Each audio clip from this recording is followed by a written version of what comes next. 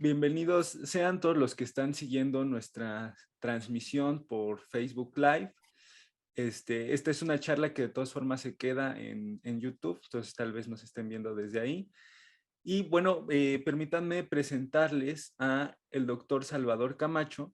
Él es un profesional multidisciplinario de la salud pública que combina más de 20 años de experiencia práctica con una sólida formación académica. Sus principales temas de interés son el uso de la economía del comportamiento para prevenir enfermedades metabólico-crónicas y el cambio de paradigmas de la prevención de la obesidad. Con su investigación en estos temas obtuvo un doctorado en salud pública en la Universidad de Heidelberg, donde también se graduó de una maestría en Ciencias en Salud Internacional y una licenciatura en Ingeniería de la Construcción. El doctor Camacho ha presentado su investigación en la prevención de la obesidad y el uso de elementos conductuales en eventos de renombre internacional, como el Falling Walls Lab en el Centro de Investigación de Jülich, Alemania. Actualmente trabaja en el Instituto Suizo de Salud Pública y Tropical con sede en Basilea, Suiza. En el Fondo de Cultura Económica publicó este año en la colección La Ciencia para Todos el libro Obesidad, el papel del balance calórico y hormonal en la epidemia del sobrepeso. Entonces, pues muchas gracias por aceptar la invitación y a continuación comenzaremos con esta conferencia que La Ciencia para Todos, programa de fomento a la lectoescritura y divulgación de la ciencia, y un poco con colaboración con el CCH Naucalpan, que ahorita están en su feria del libro. Se llama Una alternativa al balance calórico contra la obesidad. Un título claramente relacionado con estas investigaciones del doctor Camacho y que, bueno, pues le cedo la palabra. Adelante, doctor. Muchas gracias, Antonio. Muchas gracias, buenas noches a todos y también muchas gracias al fondo por esta oportunidad y ya, para poder platicar con los jóvenes eh, sobre este tema tan importante que es el control de la obesidad y sobrepeso, sobre todo en un país como el nuestro, que desafortunadamente está siendo bastante golpeado por estos problemas. Entonces, bueno, sin mayor preámbulo, vamos a platicar un poquito. Esta presentación sigue más o menos la misma estructura del libro, entonces eh, información más a fondo y tal la van a encontrar en el libro y por supuesto les indicaré cuando es el caso. Entonces, bueno, como todos sabemos, el desarrollo del sobrepeso y la obesidad en el mundo ha ido en aumento con el paso de los años y pasó de ser una enfermedad que se relacionaba con la riqueza y con la abundancia a ser una enfermedad prácticamente de todos, e incluso actualmente está un poco revertida la tendencia y las poblaciones con mayor ingreso son las que menos presentan obesidad y las poblaciones con menor ingreso son las que mayor prevalencia de obesidad tienen actualmente. Entonces, definitivamente ya no es una enfermedad que se relacione o que se debe relacionar a la riqueza y la abundancia, sino a otro tipo de factores.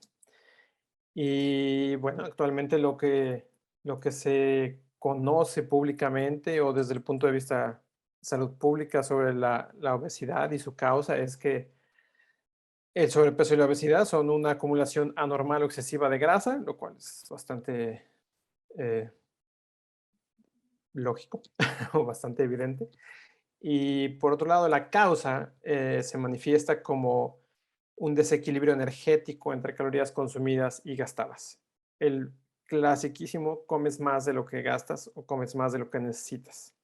Entonces, este ha sido el concepto rector o el concepto matriz alrededor de la obesidad y el sobrepeso y se utiliza para todo y tiene influencia para todo. Y por supuesto está inscrito en la Organización Mundial de la Salud y prácticamente en cualquier página que se dedique al tratamiento o la prevención de obesidad y sobrepeso. Entonces, este concepto tiene implicaciones en muchos sentidos y es importante investigar algunas de esas, ¿no? Entonces, por otro lado, también se habla de que la obesidad es un problema multifactorial. Sin embargo, la causa se sigue manteniendo que es ese desbalance calórico, ¿no? Pero se dice que es un problema multifactorial y que por eso es tan complicado abordarlo y por eso es tan complicado controlarlo y que de ahí es ese crecimiento exponencial de este problema. Y bueno, entre algunos de los factores de los que usualmente se habla en la literatura es que hay un cambio entre los medios rurales y urbanos. Los medios rurales tienden a desaparecer y las poblaciones de las rurales empiezan a emigrar hacia las partes urbanas, donde tienen menos actividad física y mayor accesibilidad a alimentos y por eso desarrollan este tipo de problemas. También los cambios culturales, por ejemplo, la apreciación por la comida rápida, etcétera. La automatización de los trabajos, que al mismo tiempo abarca el mismo tema, ¿no? De que nos movemos menos y es por eso que estamos desarrollando mayor obesidad. Los alimentos industriales, que son hipercalóricos, son muy ricos en calorías, en grasas, sales y azúcares. Las transiciones epidemiológicas, que estamos pasando de los problemas principales, enfermedades transmisibles, a problemas de enfermedades no transmisibles, como obesidad, cánceres, diabetes, etc. Conductas y decisiones que son influenciadas también por cuestiones sociales, la influencia del medio ambiente, si hace calor, si hace frío, si tenemos muchas tiendas alrededor, si hay muchos lugares de comida rápida cerca de donde vivimos, etc. La influencia de la familia y amigos, que está, por supuesto, relacionado con las conductas y decisiones, y a su vez con medio ambiente. El marketing y la disponibilidad de alimentos, entre otros. Sin embargo,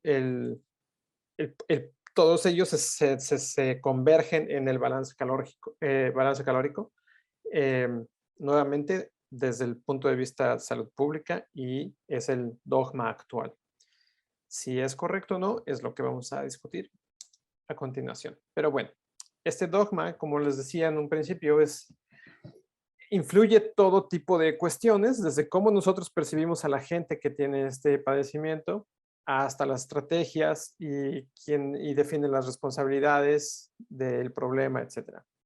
Entonces, normalmente el problema se intenta atacar desde un punto de vista también tradicionalista, que tiene mucho que ver con la economía tradicional, que es la gente quiere estar saludable y por supuesto no desea de forma activa o consciente desarrollar obesidad porque sabe que tiene unas consecuencias negativas para su salud. Entonces, ¿por qué la gente está desarrollando este problema? Tal vez porque no tiene la información completa, porque no sabe que esto causa un problema. Entonces, las decisiones públicas se toman como, ok, vamos a hacer una campaña de concientización para que la gente esté alerta y sepa que esto no es bueno. Que también sepa qué lo causa, que es el balance calórico o el imbalance calórico.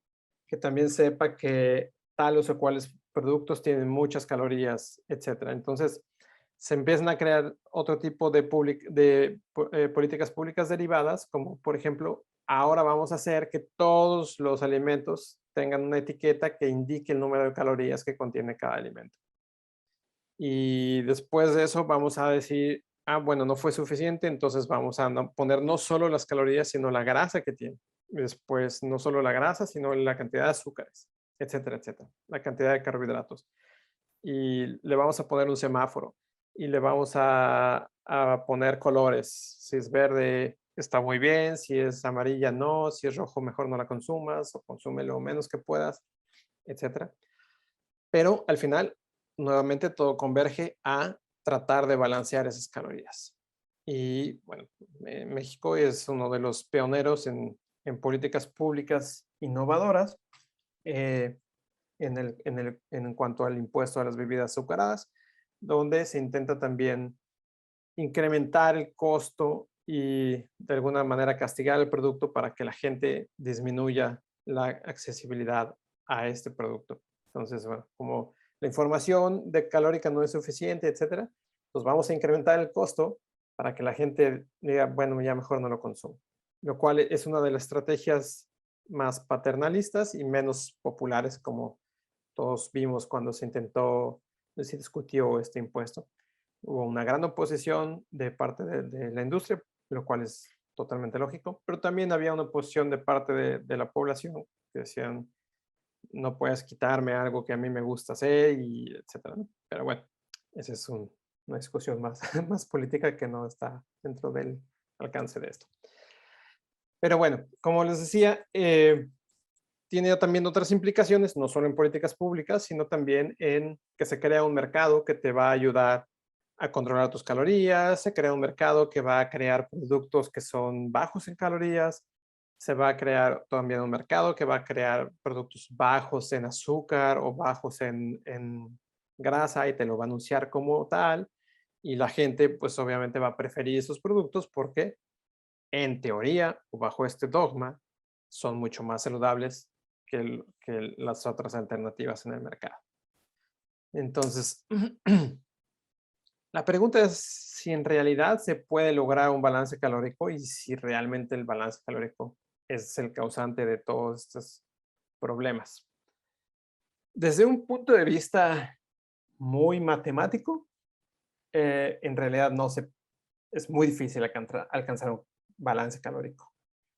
El problema es que simplemente pasarte por tantito más de tus necesidades, por ejemplo, 175 calorías por día, en teoría te podría significar 3 kilos más al año por un error tan chiquito como 175 calorías por día de forma constante. 175 calorías son básicamente nada, son un par de mordidas más a una hamburguesa, una galletita más por aquí, un traguito más a la soda, cosas por el estilo. Ahora bien, esto suponiendo que tu requerimiento calórico es constante, porque también esa es una de las asunciones que tiene este modelo. Es decir, dicen, tú necesitas, no sé, 2000 calorías al día. Y el modelo está asumiendo que tú las necesitas todos los días la misma cantidad de energía todos los días. Sin embargo, hay un montón de factores que influyen en qué tantas calorías necesitas o no, como por ejemplo la temperatura, como por ejemplo el nivel de actividad física que tienes, la altura en la que te encuentras en ese momento, un montón de factores, ¿no? Las actividades que tienes ese día, etcétera, etcétera. Entonces, desde ahí ya es muy discutible que exista una línea perfectamente eh, constante en donde tú vas a necesitar siempre 3000 o 2000 calorías por día y con base en eso puedes tú calcular tu ingesta y tu exerción de energía y determinar si tuviste un surplus o no.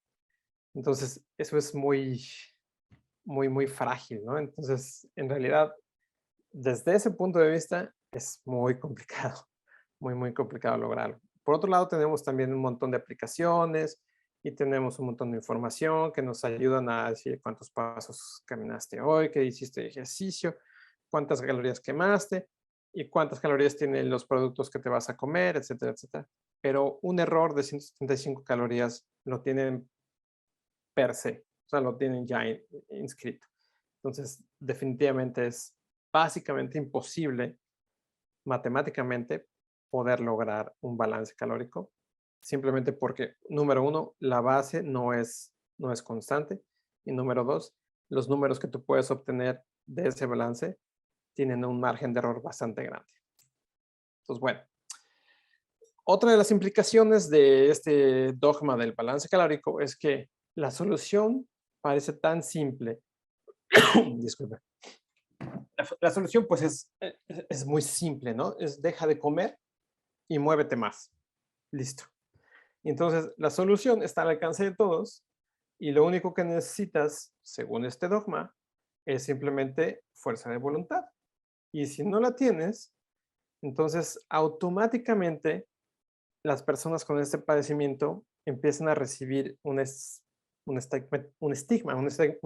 estigmatización y se les atribuyen cualidades que no necesariamente tienen. Se les empieza a atribuir que son flojos, que son glotones, que no tienen control, no tienen autocontrol, que todo el día están comiendo, que tal vez son simpáticos, porque pues como estéticamente no son tan atractivos, pues tienen que ser simpáticos, etcétera, etcétera.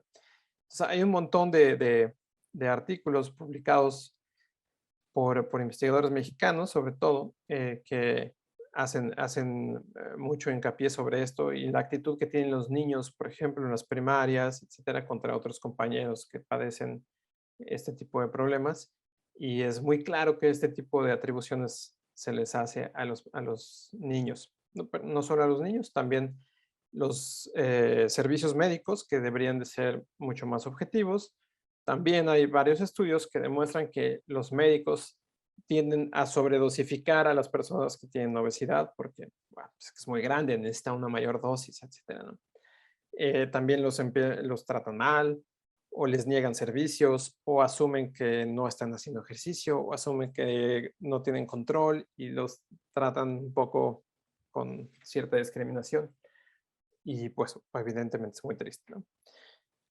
Pero todo tendría una cierta justificación si fuera verdad que la solución sería tan sencilla y que solo necesita un poco de autocontrol. Esto llega tan lejos como discutir si la gente con obesidad debería pagar más impuestos, porque la discriminación hacia ellos se vuelve tan clara que la gente empieza a decir, bueno, es que ellos consumen más servicios médicos. Es que en el avión a mí me cobran por cuánto pesa mi maleta, pero este señor pesa el doble y ¿por qué no paga el doble boleto? Y yo sí, solo pagamos lo mismo y yo tengo que pagar el costo de mi maleta, mis 2 kilos más, etcétera, etcétera, ¿no? Entonces, otra vez esto tiene cierta lógica, ¿no? No podemos decir que es una cuestión que sale así de forma espontánea, sino tiene una cierta lógica porque el concepto del balance calórico mm, ofrece todas las bases para poder desarrollar este tipo de juicios y de atribuciones a las personas con sobrepeso y obesidad. Pero bueno, vamos a ver si esto es tan cierto o no es tan cierto. El problema, como lo definimos en un inicio, es la sobreproducción y la acumulación de grasa corporal. Entonces, si nos enfocamos en eso, la obesidad y el sobrepeso son un problema de tener grasa excesiva en nuestro cuerpo. Deberíamos preguntarnos inicialmente cómo se produce la grasa y cómo se utiliza la grasa. Y cuando vamos a ese punto, nos damos cuenta que los mediadores principales de eso son las hormonas, independientemente de las calorías. Y las hormonas se activan o desactivan o reaccionan de maneras muy distintas dependiendo de la composición dietética, hablando en términos de macro y micronutrientes. Es decir, el clásico ejemplo es, si nosotros comemos muchos carbohidratos simples, como azúcares, vamos a tener una reacción insulínica súper alta, que a su vez va a desencadenar otro tipo de reacciones hormonales, las cuales favorecen la producción y acumulación de grasa y desfavorecen la utilización de la misma. Por otro lado, si comemos o consumimos un montón de proteínas, nuestras hormonas se van a mantener relativamente más estables y se van a producir otra serie de respuestas hormonales que no favorecen la acumulación de grasa y sí favorecen la utilización de la grasa. Entonces, con la grasa misma, cuando consumimos grasa, tampoco tenemos una reacción hormonal extrema. Estamos hablando solo grasa, quitando a un lado los carbohidratos y las proteínas. Si consumiéramos solo grasa, tomáramos así unos tragos de aceite de oliva, tampoco vamos a tener una reacción insulínica alta que favorezca la acumulación de grasa y que desfavorezca la utilización de la misma. Entonces, podríamos consumir un montón de grasa y ese no sería un problema. Podríamos, según nuestra reacción hormonal, podríamos mantener un peso bastante estable y bastante saludable. Por supuesto, no vamos a comer solo grasas, ni solo proteínas, ni solo carbohidratos. Normalmente consumimos una mezcla de todas ellas. Y esta mezcla es a la que le llamamos composición dietética. Carbohidratos, proteínas y grasas son los macronutrientes y ahora nos vamos a enfocar solo un poquito a ellos porque si nos metemos a micronutrientes es bastante complicado y nos lleva a pequeños detalles que no necesariamente influyen tanto en la producción y acumulación de grasa como los macronutrientes.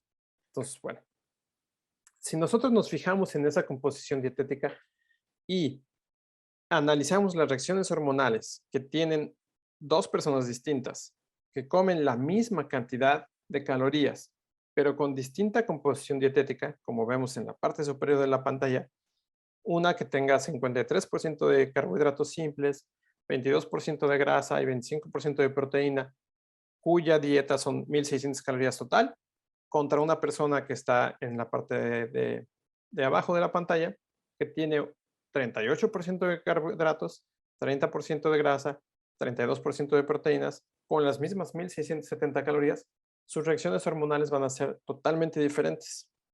Y en el caso de la parte superior de la pantalla, esa reacción hormonal a los alimentos va a tender a favorecer la acumulación de grasa y va a disminuir la utilización de la grasa por diferentes reacciones hormonales que vienen explicadas en el libro. Entonces, si quieren saber cuáles son, les recomiendo que le echen un ojito ahí a esas páginas. Por otro lado, esta misma persona, con la persona debajo de la pantalla, con la misma cantidad de calorías, pero una composición dietética distinta, va a tener una reacción hormonal que va a desfavorecer la acumulación de grasa y va a favorecer la utilización de la misma. Si este consumo y esta composición es periódica y sostenida, al cabo del tiempo vamos a ver una gran diferencia entre la composición corporal de estas dos personas. La persona de la pantalla de arriba va probablemente a desarrollar sobrepeso al cabo de los años y la persona de la parte de abajo de la pantalla no lo va a desarrollar. ¿Cuál es la diferencia si los dos tienen la misma cantidad de consumo calórico? Pues precisamente la reacción que su composición dietética tiene en las hormonas, en sus hormonas. Entonces, como ya vimos dos puntos, uno, no podemos básicamente tener un balance corporal, es básicamente imposible, perdón, un balance calórico, matemáticamente hablando. Y por otro lado el balance calórico o la cantidad de calorías en realidad no tienen mucho que ver con las reacciones hormonales y la capacidad de nuestro cuerpo de acumular o utilizar la grasa. Por supuesto, secundario porque se puede considerar como que es un indicador proxy, porque si consumimos un montón de calorías, probablemente vamos a también tener un consumo alto de carbohidratos, etcétera. Pero si, como en este caso que ahora vimos, si mantenemos los dos, mantenemos constantes las calorías, pero modificamos las composiciones dietéticas, vemos que los resultados son totalmente diferentes. Simplemente por eso, desde un punto de vista científico, tendría que desestimarse que existe un balance calórico y que esa es la causa de este problema. Entonces, bueno, aquí vemos una simulación de una reacción insulínica y de la cantidad de glucosa en la sangre que se hizo con base en un simulador desarrollado por la Universidad de Pensilvania, que se utiliza a nivel hospitalario para poder calcular cuál es la cantidad de insulina que necesitan personas con diabetes tipo 1 y tipo 2. Solo como una nota al margen, la diabetes tipo 1 es aquella que es orgánica, normalmente se nace con ese defecto, es decir, nuestro cuerpo orgánicamente no tiene la capacidad de producir insulina. Y la diabetes tipo 2 es una diabetes que se desarrolla con el tiempo, en el cual inicialmente nuestro cuerpo sí tiene la capacidad de producir insulina, pero por el estilo de vida y el tipo de nutrición, produce tanta que llega un momento en que dice, no puedo más, ya se me acabó todo lo que tenía que producir. Y se entra en este ciclo de no producción insulínica y la necesidad de administrarla de forma exógena o externa. Entonces, bueno, este es un simulador que se utiliza para los dos tipos de diabetes y que con base en el número de macronutrientes o los gramos de macronutrientes que nosotros inyectamos en el modelo, podemos ver cuál sería la reacción más probable de la insulina de esta persona y de la glucosa en la sangre. Entonces, hicimos una una corrida de esta simulación utilizando 3 tipos de composición dietética distintas, unas con muchos carbohidratos, otra con pocos carbohidratos, con muchas proteínas, de alguna manera simulando las dietas más comunes. En la dieta tipo A es la que básicamente de cualquier nutriólogo o la mayoría de los nutriólogos recomendarían, que es consume poquito en la mañana, después toma un snack o una colación, después tu comida de mediodía, después a media tarde otra vez una colación y después en algo ligero, y en general todas estas comidas deben de tener, mm, utilizamos 1650 calorías, me parece. Los datos específicos vienen también en el libro, aunque parezca comercial, lo siento. Pero bueno, ahí pueden ver todos estos datos. Estas 3 dietas tienen la misma cantidad de calorías y, como les digo, solo se modificaron la cantidad de macronutrientes y también la forma en que se consumían. Entonces, la única dieta que tiene 5 consumos es la dieta tipo A. La dieta tipo B solamente tiene 3, o sea, desayuno, comida y cena. Y la dieta tipo C también, comida, desayuno, comida y cena. Y entonces, bueno, aquí vemos que, en muy pocas palabras, que las reacciones de insulina y de glucosa en la sangre varían totalmente, aunque estamos hablando en los 3 casos de la misma cantidad de calorías. Entonces, eso es solamente para ejemplificar lo que mencionamos anteriormente, que era esto, que es, no si mantenemos constante el número de calorías, pero modificamos la composición dietética, vamos a tener resultados totalmente diferentes en las hormonas que regulan la acumulación y la utilización de la grasa. Por supuesto, estoy ahora hipersimplificando los procesos corporales y utilizando básicamente solo la insulina como el mayor ejemplo, porque es, digamos, que lo que hace más claro el proceso, y esa es también una de las hormonas que mayor influencia tiene en estos 2 casos, que son los que nos interesan, la acumulación y la utilización de la grasa. Entonces, bueno, considerando esto, tomando esto en cuenta, yo en ese entonces, supervisor de tesis, eh, creemos que una mejor alternativa de afrontar la obesidad y el sobrepeso es modificar el concepto de la causa fundamental y, en vez de explicarlo como un desbalance calórico, explicarlo como un desbalance hormonal, el cual está caracterizado por una secreción constante y sostenida de insulina, porque, como decíamos, es el principal mediador de la acumulación y la utilización de la grasa corporal, que es el problema principal, y lo cual es el resultado de una composición dietética cuyos elementos favorecen la producción de grasa corporal e impiden la utilización de la misma. ¿Qué se podría lograr cambiando este simple concepto? Por un lado es que nos vamos a enfocar en las causas y no en los síntomas, porque es verdad que uno de los síntomas de obesidad y sobrepeso es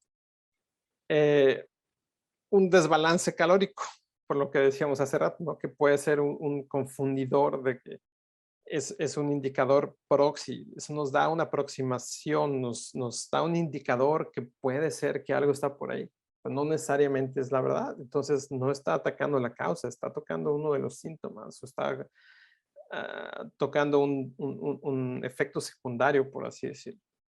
Entonces, al enfocarse en las causas y no en los síntomas, con este concepto, que, como vimos, el concepto influye en políticas públicas, estrategias, juicios personales o juicios sociales, atribuciones de comportamiento a personas con el padecimiento, etcétera, podríamos incrementar la eficiencia de las estrategias de prevención y tratamiento porque estamos atacando la causa.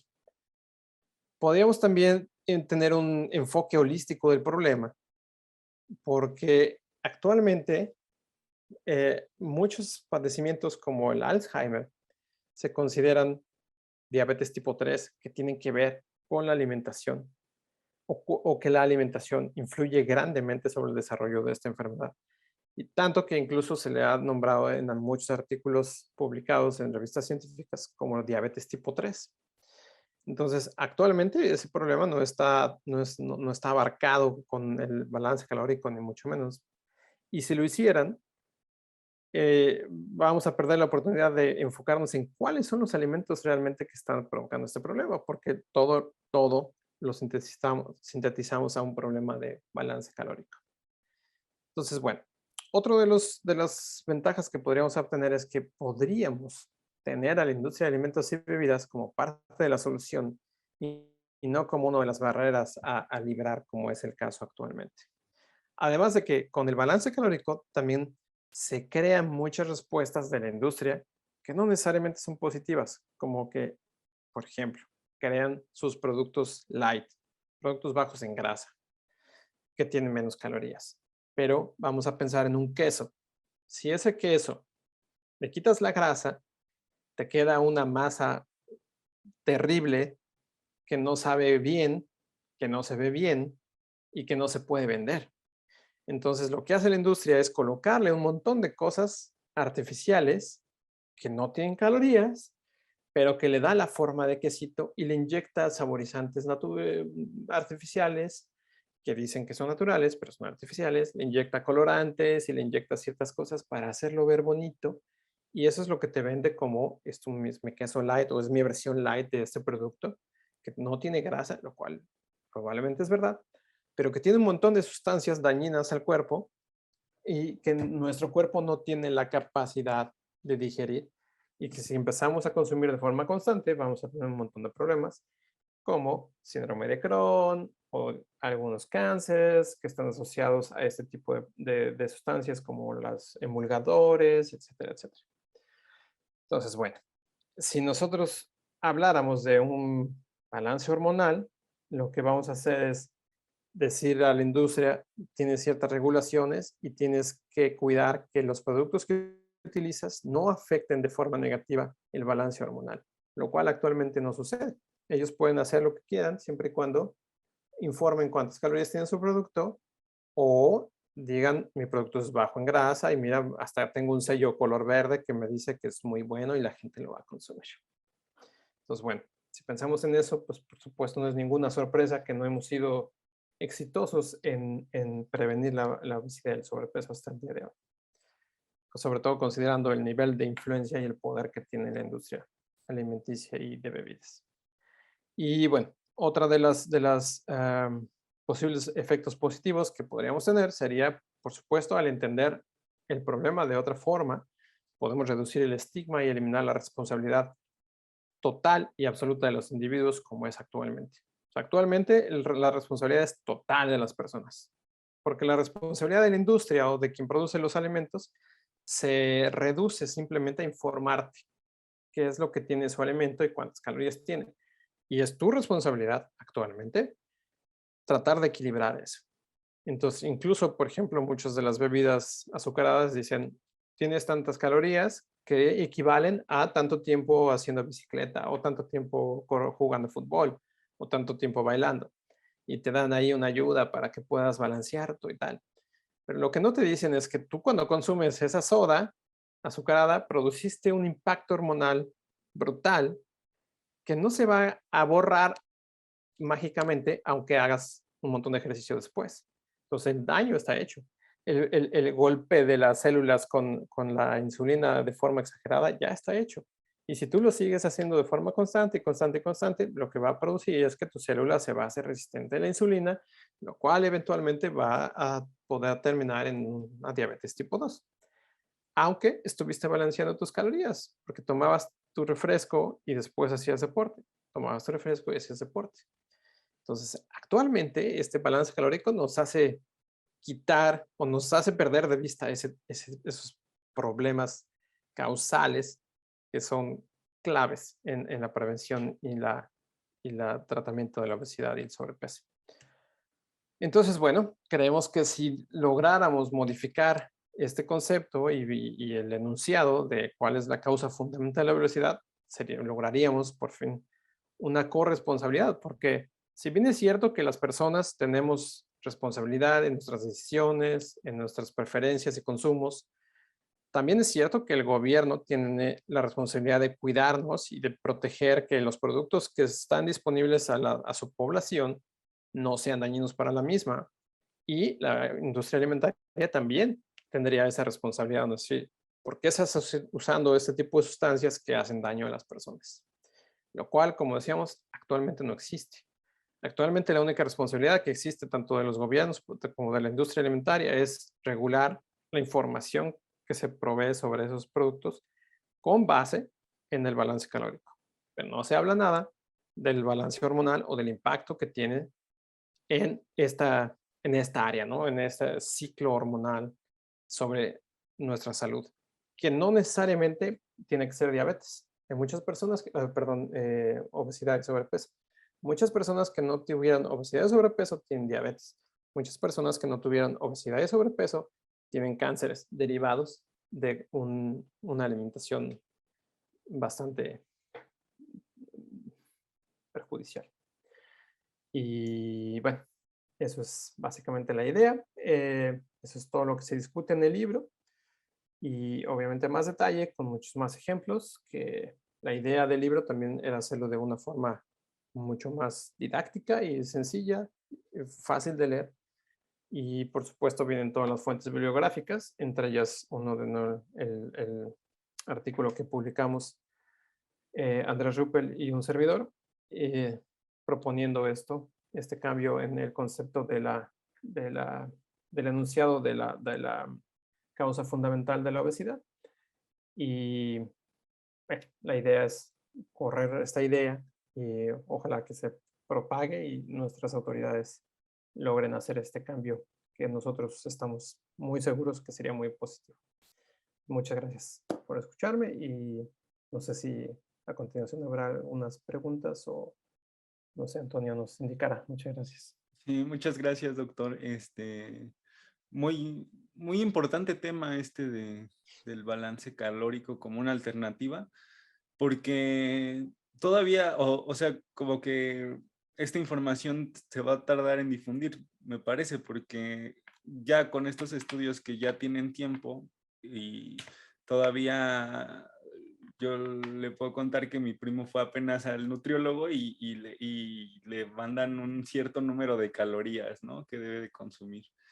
Y hay gente que se baja estas aplicaciones como las que pasaba en sus diapositivas, que te van contando las calorías, ¿no? Y pues realmente no sirve de mucho, ¿no? Es un poco como perder el tiempo ya teniendo esta nueva información.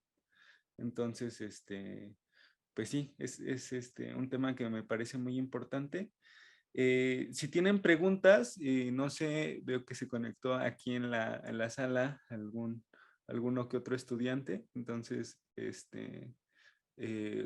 o algún profesor, ahí está, veo alguno conectado, entonces si tienen algún comentario o duda, este es momento para decirlo.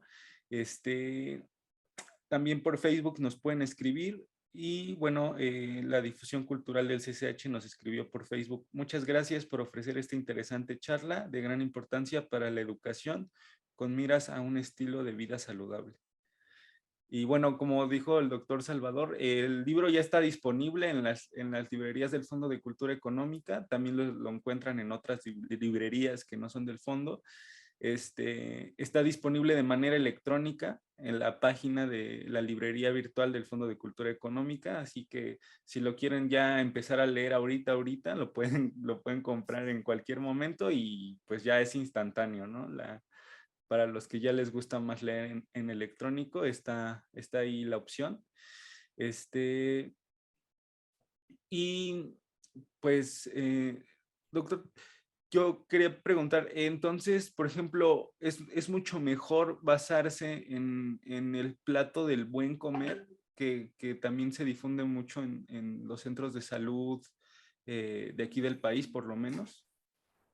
De alguna manera sí, te da un mejor camino, ¿no? Aunque también la última vez que lo chequé, honestamente no sé si ha cambiado en estos últimos meses, porque no he puesto atención pero la última vez que yo lo chequé, que fue hace alrededor de un año, seguía manteniendo ese favoritismo hacia el consumo de carbohidratos. Eh, Normalmente te dicen consume muchos carbohidratos, relativamente pocas proteínas y casi nada de grasa. Y normalmente esa es la tendencia, ¿no? Pero también hay muchos artículos publicados que han demostrado que cuando inició esta tendencia de tener esa composición dietética, también empezó el incremento exponencial de la obesidad y el sobrepeso. Entonces, precisamente por esa ligadura que hay entre la cantidad de carbohidratos con la reacción insulínica de la que comentábamos. Entonces, me parece que por un lado es mejor, ¿no? Preguntarte cuál es mi composición, de qué se compone mi plato, qué cosas tiene ahí en cuestión de macronutrientes, que preocuparte cuántas calorías tiene. Eso me parece mucho más positivo. Entonces, ciertamente el plato de buen comer tiene ese aspecto positivo, aunque como decía, no sé actualmente, pero probablemente su composición en general no sea tan ideal. Ok, Salvador. Isaac quiere comentar algo. Adelante, Isaac. Sí, disculparán aquí más bien la música. Estamos en las instalaciones de difusión cultural en el CCH en Naucalpan. Pues nada, más bien agradecer que se puedan hacer este tipo de investigaciones y sobre todo que se pongan al alcance de las y de los alumnos del bachillerato universitario en general. A mí me parece muy importante porque es justamente en este rango de edades, 12, 13, 14, no sé, 17 años, en las que es sumamente importante encontrar un equilibrio entre lo que nos gusta comer, los hábitos alimenticios, pero también los hábitos de evitar el sedentarismo, etcétera, ¿no? Porque esto de la obesidad, pues, como ya lo habías mencionado, es multifactorial y cuenta mucho, aparentemente no pega, ¿no? Cuando estamos en ese rango de edad, podemos comer lo que sea y aparentemente no nos hace daño, pero es como una suerte de inversión hacia el futuro cuando ya nos comienza a cobrar factura, ¿no? Y que los síntomas de la obesidad, y digo síntomas en términos como enfermedad, ¿no?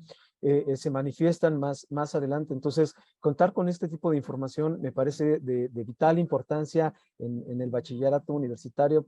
Pues agradecerles infinitamente al fondo, al programa Leamos la Ciencia para Todos. Y pues bueno, CCH Naucalpan es la casa de ustedes siempre. Muchas gracias. Muchas gracias, Isaac. Y qué bueno que lo mencionas, porque a mí la verdad me encanta la idea de comunicarnos con los jóvenes, precisamente porque son ellos quienes pueden cambiar el paradigma, ¿no?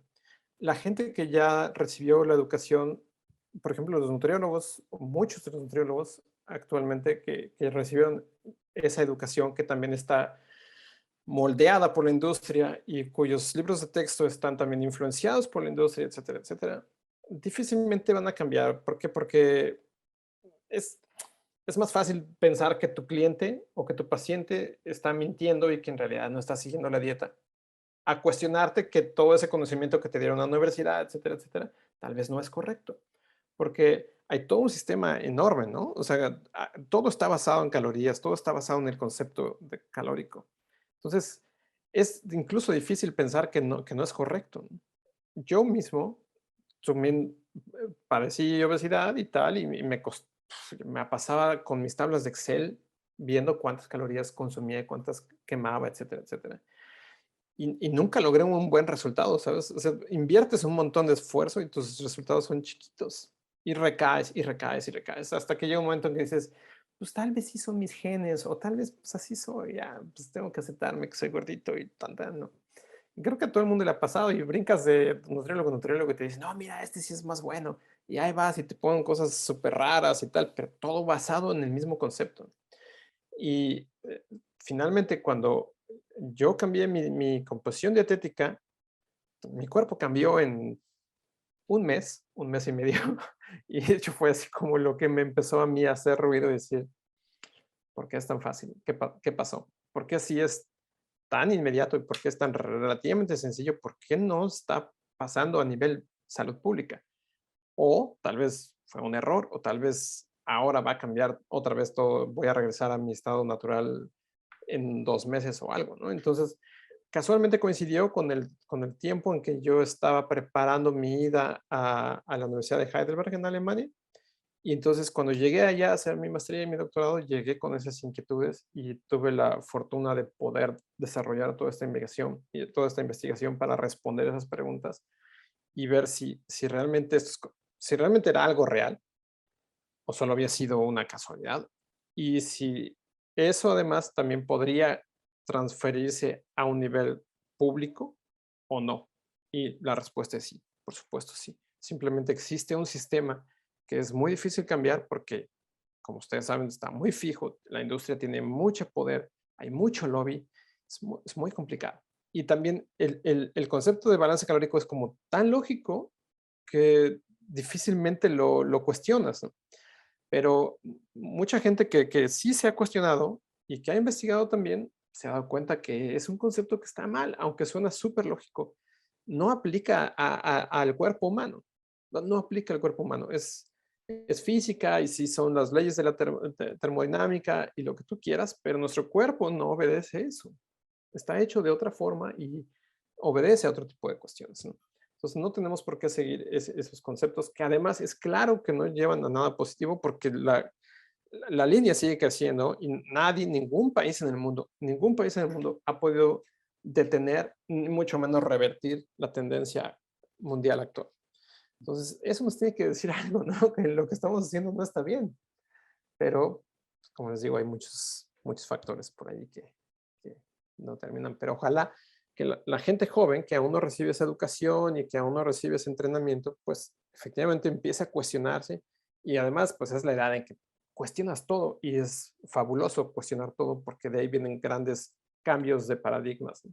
Entonces, es una fortuna podernos acercar a ellos y que ojalá alguno de ellos empiece también a decir, puede ser que tiene razón, y tal vez tome el libro o se lo pide a alguien que lo tiene y alguien de ellos hace un cambio grande, ojalá.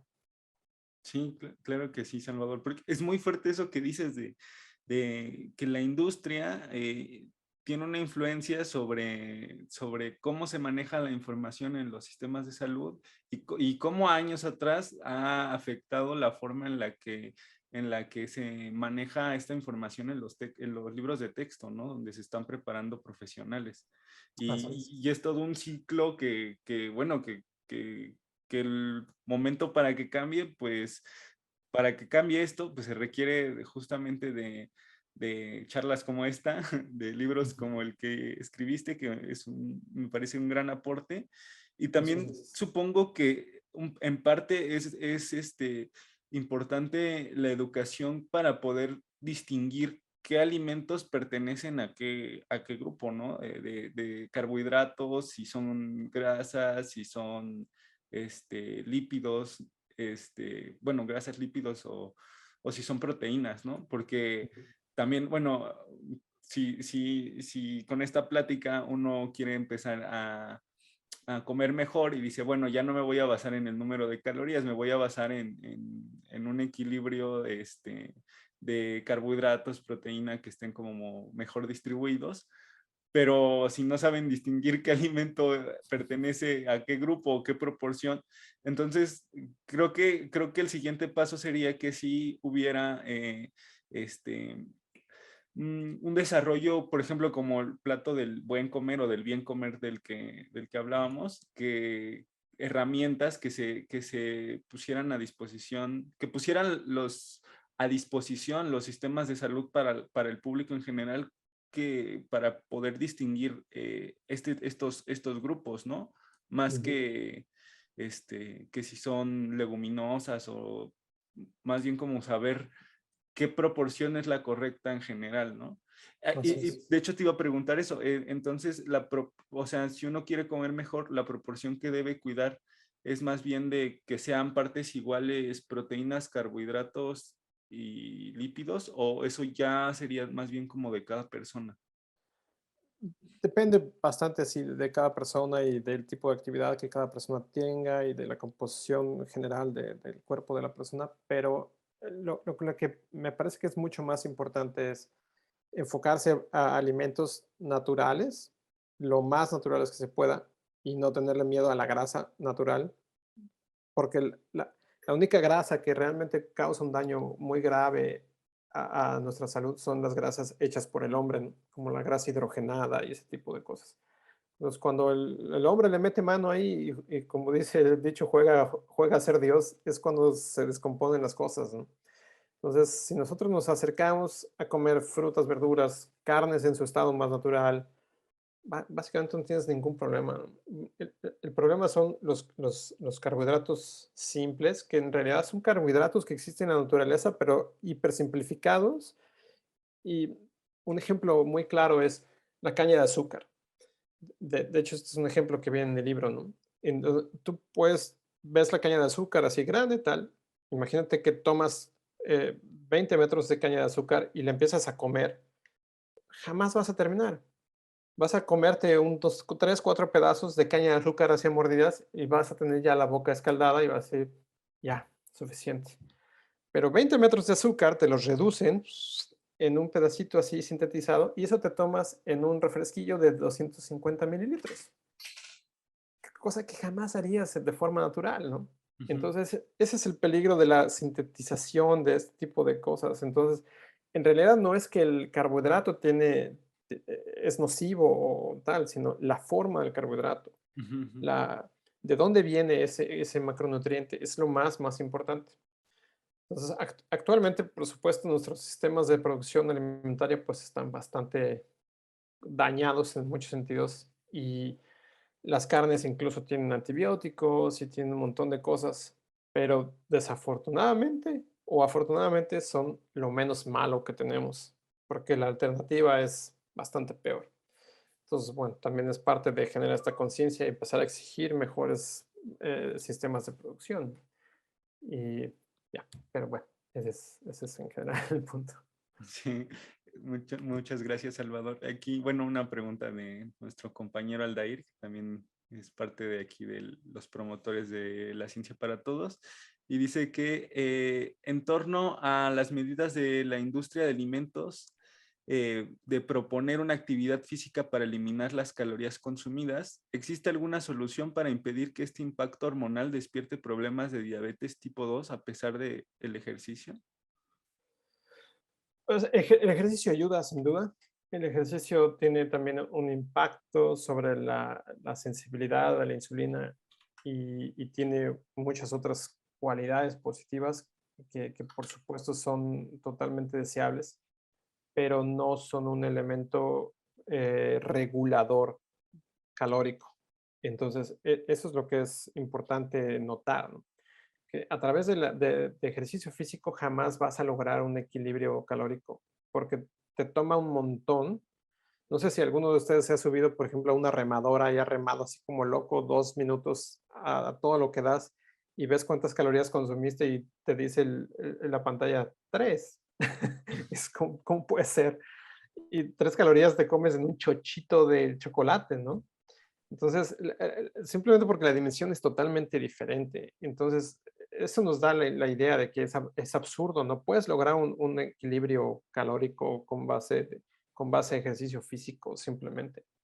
Entonces, lo que hay que quitarse de la cabeza es que el ejercicio es un medio compensador de lo que comes.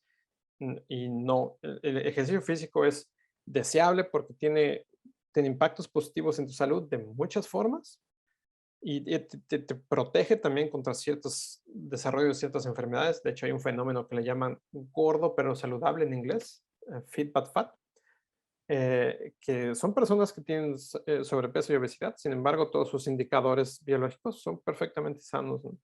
Porque hacen un montón de ejercicio. Entonces, eso no impide que desarrollen obesidad y sobrepeso y probablemente, eventualmente, algunos de ellos van a desarrollar diabetes tipo 2 si tienen impactos a nivel celular, pero de momento están perfectos, ¿no? Y tal vez se van a tardar muchísimo más en desarrollar algún problema que una persona que no hace ejercicio, lo cual nos demuestra que efectivamente tiene un elemento protector y es deseable, pero no es, en ningún caso es un elemento compensador. Si me permites regresar a la pregunta anterior a la que hacía Aldair, que es la que hizo Maru, que decía, el haber quitado los muñequitos de las cajas de cereal, de las papas y de los panes, por ejemplo, ha ayudado a que los niños dejen de consumir este tipo de alimentos. ¿Realmente funciona esa técnica? Desde mi punto de vista y lo que yo he visto en la literatura, funciona muy bien, porque los niños reaccionan muy visceralmente y normalmente les dice, cuando ellos ven un muñequito, no les importa realmente qué es lo que tiene ese muñequito por esa reacción visceral. Y desafortunadamente, la mayoría de los productos que están enfocados a niños están repletos de azúcar y repletos de carbohidratos porque los niños tienen una tendencia hacia ese sabor, precisamente por haber venido de consumir leche materna, ¿no? Que al final son un montón de azúcares, pero totalmente sanos. Y entonces, bueno, cuando tú les quitas esos animalitos y estos mascotitas y tal, la reacción visceral disminuye porque ya no hay este vínculo emocional con, el perrito, la mascotita. Y es muy beneficioso, muy beneficioso. También desde el punto de vista de economía conductual, es maravilloso, es una fortuna que se puede hacer. Por supuesto no es popular y la gente se enoja y todo, pero podríamos poner esos muñequitos y esas mascotas en frutas y verduras y sería increíble, ¿no? Como algo que pasó en los países escandinavos con el Lazy Town y otro tipo de proyectos que hacían cool las verduras y las frutas y efectivamente vieron un consumo muchísimo mayor por parte de los niños y también desarrollaron un gusto y su paladar se modificó, etcétera, etcétera. Entonces, los muñecos y sí, per se, no son dañinos, es un arma muy, muy importante y hay que utilizarla con cuidado y por supuesto es parte de las funciones del gobierno, el cómo se utiliza esa arma, que es muy manipulativa en muchos niveles y que deben de tener cuidado que se utilice para el bien y no para el mal, ¿no? Pero otra vez, este balance calórico pues nos hace que nos cueste trabajo ver este tipo de detalles que son muy, muy importantes. Muchas gracias, Salvador. Pues ya llegamos a la hora de estar aquí en sesión y parece que ya no hay más preguntas y pues te agradezco mucho esta charla. Y bueno, pues ya saben, yo creo que los que escucharon esto, pues ya les va a dar muchas ganas de comprar el libro, que es fácil, muy fácil de conseguir, salió recientemente, apenas se publicó, la información está muy fresca, entonces pues los invito a que lo consulten. Este libro forma parte de la colección La Ciencia para Todos, son ya más de 250 libros los que pertenecen a esta colección, que buscan esto, acercar la información científica de manera amable al público en general. Y actualmente, para que se animen más a leer este libro, tenemos un concurso donde también la lectura de la obesidad, del libro de obesidad de Salvador Camacho, está participando dentro de este concurso. ¿De qué se trata? Bueno, de leer alguno de estos títulos publicados por el Fondo de Cultura Económica, y dependiendo de su edad van a tener que hacer una reseña, un resumen o un ensayo acerca del libro leído y entonces van a enviar este texto a través de nuestra página que se llama www.lacienciaparatodos.mx, si no me equivoco, Aldair. Y bueno, ya estarán participando. En nuestras redes sociales está la información también, síganos en nuestro Facebook que se llama Leamos la Ciencia para Todos. Ahí publicamos todas las charlas que vamos a seguir teniendo, más información sobre el concurso que ya está vigente, ya se pueden registrar. Y pues bueno, pues con este libro también pueden participar, entonces los animo a que lo busquen y si les gusta este tema o cualquier otro tema científico, en esta colección van a encontrar algo que les va a llamar la atención de seguro. Bueno, pues muchas gracias, Salvador. Al contrario, muchas gracias a ustedes, muchas gracias Lorena, Maru. Muchas gracias. Liliana, Marcos, Horacio. Gracias. Isaac también que estuvo por aquí. Por Gracias. Ya compré el libro de una vez. Gracias. Qué bueno, Gracias. gracias. Que estén muy bien. Un buen día por allá, buenas tardes. Hasta luego. Que estén muy bien. Chao.